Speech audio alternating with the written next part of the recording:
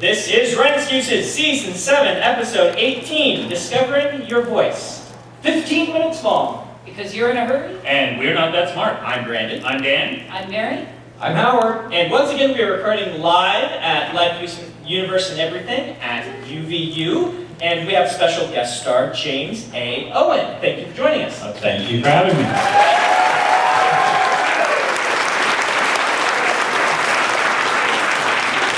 James is the guest of honor at this conference. Tell us a little bit about yourself.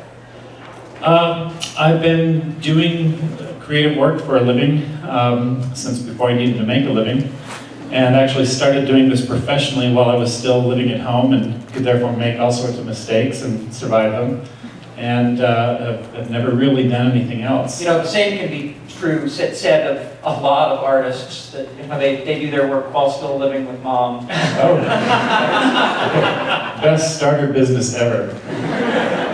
James, you actually suggested this panel. Why don't you tell me the story tell them the story you told me when I was asking what we should talk about. We're talking about finding your own voice, and the series of books that I wrote first are the ones that have not been available in the US, and it's a series called Myth World that I wrote for a German publisher. And I wrote them in English, they translated them into German, and I wrote the second book first, then the first book, and these were my first novels. I did comics before, but not novels. And I started worrying about my voice, and I'd become acquainted at that time with Orson Scott Card.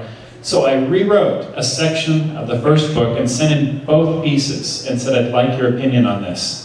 And he wrote back and he said, James, you have a dark, droll sense of humor, and you need to follow that because it's very authentic and you're very funny. And that's what your first sample was. Authentic, funny, and I enjoyed it. The second sample sounded like you were trying to win an American Book Award. And I hated it. And I was writing, trying to write the story in a way I thought would impress other people. And I was trying to do what I thought would elevate my voice and use more formal language and cut out the humor. And he said, you wrote something that, connected A to B to C, and all the words were there, and the story was there, but the heart was gone. Did the rest of you guys have that experience? Mary, you're opening your mouth. You look like you might. Well, this You've is always had your voice from the beginning. From the womb, Mary hasn't had that. Well, it's tricky for me because I spend so much of my time in live theater, and so I really I think in some ways was developing my voice, the ability to connect with an audience there. Right. So when I started writing, that may be a part of the writing process that I learned in another field. I remember hearing, the first time I heard voice, it was in high school, and a teacher would say, and the voice of the writing, she was doing this little lecture on it, and I was completely baffled by what the concept of the voice was. And since that time, I've met lots of other writers. That voice is one of those things that just seems to baffle everyone. Nobody knows really how to define voice or how to develop it until they actually become professional writers. And it just kind of, for a lot of them, just clicks like, oh yeah, I know what my voice is now. And for me, that's kind of what happened with me.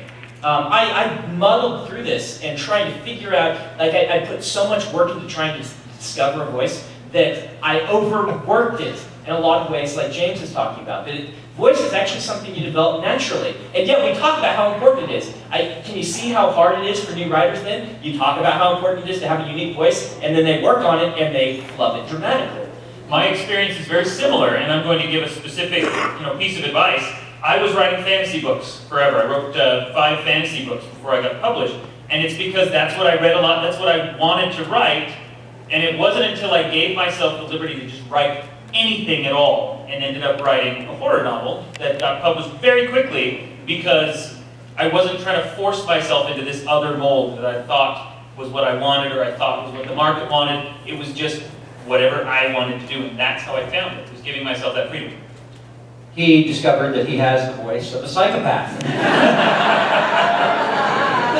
I think the thing that we're hitting on, which actually parallels with puppetry, is the freedom to stop worrying about how to do it and to just speak what is, what you're excited about, to just tell the story that you are excited and passionate about. Exciting. And the voice will take care of itself. In puppetry, we talk about that you need to learn the techniques and have them down cold so that you can get out of the way and let the art happen. And I feel like that's very much the same thing with writing, that you need to know how to do all of these specific things, but that the voice is you. And so when you're first learning to write, it's not so much that you're learning how to find your voice, it's that you are learning how to get the techniques out of the way so that you can express yourself freely. Right, right. So you don't have to focus paragraph by paragraph as much on how to get these other things right. It can start to flow more naturally. James, you were going to say something. Excitement has to be a big part of it, because if you're not excited about the work you're doing, no one else is going to be either. And a lot of finding your voice involves getting out of your own way. You know, not trying to manage that process. I get questions a lot because my books are published as YA. And on writing panels, people say, well, what's the difference between writing for YA and middle grade versus writing for adults? And I answer, I haven't the faintest idea, because I didn't write these books specifically for YA. It was a children's editor that liked them the most. I simply wrote them and wrote the story I was excited to tell. And then when my manager called, she says, we've just got an offer on Here There Be Dragons. And I said, great, say yes. She says, wait. And I said, what? And she says, it's a great offer. And I said, great, say yes. And she says, wait. It's going to be newsworthy. It'll be in the trade papers. And I said, please just say yes. And she says, wait, you need to understand. It's from the head of the children's division.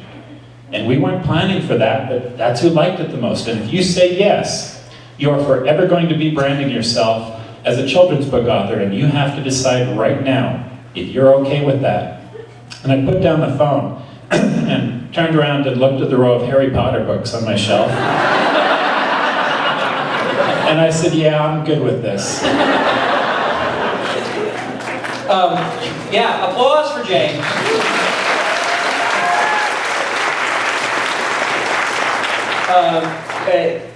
This is probably a downer after that story. I'm working on the art for the Schlock Mercenary board game, and one of the things that has to be drawn is the framing for the pictures, you know, the cards and the templates, and there's, you know, little boxes and widgets and windows and whatever else. And when I looked at the mock-up design that was all done in Illustrator, you know, I looked at it and I went, well, you know, that's fine. You know, this is a window where a character picture goes, this is a window where a button goes, and the guy says, no, we need you to draw that. What, you just drew it in Illustrator, it looks great, those lines are perfect. They don't want perfect lines. What I had to do is, what I'm still doing, is looking at what they drew in Illustrator to show, you know, where all these things go. And then I sit down with graph paper and pencil the perfect lines on the graph paper, and then I chuck the pencil, grab a pen, I'm not allowed to use a ruler or a circle template or anything like that, and I freehand these shapes. Why?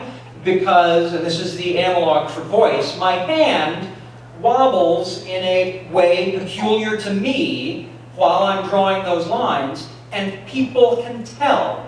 If I draw a straight line with a straight edge, it's sterile, it could have been anybody. What they want is the cookie that can only be baked in my brain.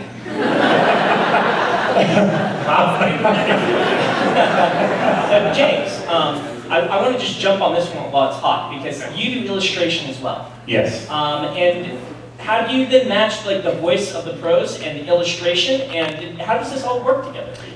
Because I started out in comic books doing a series called Star Child, I was used to illustrating my own stories. So when I moved over to novels, that was part of the deal, is I would do the cover art and illustrate the chapters in the old Arthur Rackham, you know, N.C. Wyeth style.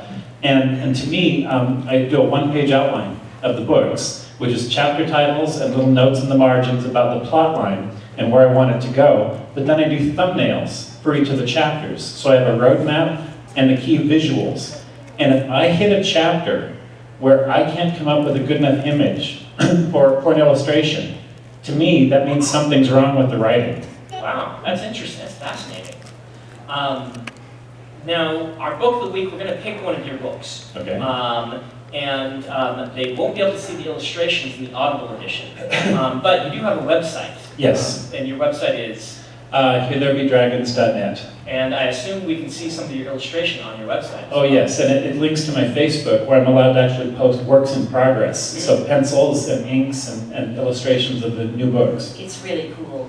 Not that I'm a fan or anything. Let's talk about your book, Here There Be Dragons. Okay. Just give us a 30-second blurb on it. Here There Be Dragons is the first in the Chronicles of the Imaginarium Geographica, which is an atlas of maps of every land you've ever read about in every myth, legend, fable, and fairy tale. And famous authors and artists and scientists throughout history have been the caretakers of this book. And the story begins with 3 young men meeting in London in 1917 when one of their mentors was murdered because he was the caretaker of this book. And they're given the book and told they're now the guardians of that book and all the lands mapped within it. Wow, it sounds awesome. Thank you. Head on out to audiblepodcast.com/excuse. You can pick up a copy of Here There Be Dragons by James A. Owen and kick off a 14-day free trial membership with that in your downloads. Now, Dan, there's a time I actually cut you off just a few minutes ago. Did you have something you were just dying to add, or was the moment gone? Is it dead? No, I was actually going to say, let's do a quick week. Oh, were you? We've done that. It's all good. I want to get to this idea of developing your voice because we're talking about just letting it go naturally, which is good advice, and yet I do think there are things you can actively do to nurture it. And I choose the word nurture intentionally, rather than forcing a voice. I do think as a writer, one of the things I'm big on as a writer is learning what works for you and learning how to enhance your ability to do that. Finding out what parts of fiction you're particularly good at and trying to write stories that emphasize that. Just like our guest last week, knew that he loved guns and then was able to write stories that enhance his love of guns and take advantage of it and turn them into great stories. I think you can do this with anything. And I think your voice is the same way. You find out what's working in your voice and then you run with it. That's what you did for I'm Not a Serial Killer, is you found something that worked wonderfully and you just built an entire book around it. And so what advice can we give to people about how to nurture their voice? Well, I mean, the first thing, like you're saying, is that it comes from something that you love. So step 1 is love something. And so step slightly before 1 is get out and learn as much stuff as you can, okay? Whether it's puppetry, or guns, or serial killers, which are all 3 very creepy things. You have to have a life outside of writing. You have to have hobbies. You have to do something and be passionate about it, because then it's not enough to be good at writing. You have to have something to say. I don't know why you think puppets are creepy. Yeah, I think this you post tweets about. I've got Thor's head on my mantle. I did have to leave a leg at the mailbox before I left, so. I'm going to have to shave these toes before I go to dinner. Okay, one quick side note. this. Mary on her Twitter feed will all the time post these really creepy, vague things that are half puppet making, but they sound out of context, like she's been murdering and dismembering somebody. And so many comments will come through and say, that sounds like one of Dan Wells' tweets. Ah. And so she and I decided as an experiment once that she would start tweeting segments of my book to see who picked up on it and realized it was not a puppetry tweet. And we actually, it took a while. Yeah, and strangely, those were the ones that did not get the, that sounds like something Dan would write. I think my favorite comment was, are you writing erotic steampunk? Apparently he is. I have a question for Mary, okay? Yes. You, with Glamour and Glass and all of these books that you were writing, you have tried very, very specifically to copy, to some extent, Jane Austen's voice and style. So how do you justify that with your own voice and style? This is where I think the word voice gets muddy, because I think there is the narrative voice of the work, in which I am trying to copy the Jane Austen feel. And then there is the voice of the author, which is what you specifically have to say, and the way in which you choose to present it. So far, I think we've mostly been talking about the author voice, which is a different animal. The way in which to develop a narrative voice is to basically try to internalize someone else's work. When I'm writing the Glamour and Glass and the Glamorous History books, I sit down and basically, while I am in process, I don't read anything that is out of period. I don't read modern literature when I'm working on those, which is, fortunately, I'm a fast writer, because otherwise that would get really frustrating. But that is, part of that is to get my mind working in those ways. And again, it's about having a technique down so that I can get out of the way of the art. So that, like, I do not, when I'm sitting there writing things, I do not sit there and worry about word choice. I go back and deal with that later. I think this is really important to bring out because a given work, even if you're not specifically saying, oh, I'm going to kind of channel Regency for this, a given work is going to have a voice. My Stormlight books actually have a different narrative voice from my Mistborn books. And as you become a writer, the more you write, the more you will realize that each soul, each book, and each series have their own soul. And you will learn to bring those out and to make it part of what makes that series work. And it even kind of is something that I was able to, I hope, do when I jump 300 years from Mistborn books and write a new one. 300 years later, it still actually has the same narrative soul of the series. And I've had people come to me and say, wow, this is so strange that it feels like a Mistborn book because everything has changed. And yet the soul, the narrative voice is the same. And you can do tricks like this if you understand voice. Yeah. But I think that's significant, now that you brought it up, that I get a comment often about the formal language in my books, and people have used the term Edwardian to describe it, which does describe it very well. I'm very precise in a lot of my language, which then switching back to the author's voice makes it more interesting when I introduce a talking badger or something to it in the formal language. Yeah. One thing that is an interesting exercise, if you want to be able to kind of know that you do have, in fact, a voice, take a story, stop about midway through, and a story that you kind of know where it's going, and have someone else that's a writer of about the same caliber and swap stories with them. Have them write for a little bit and then give it back to you to finish.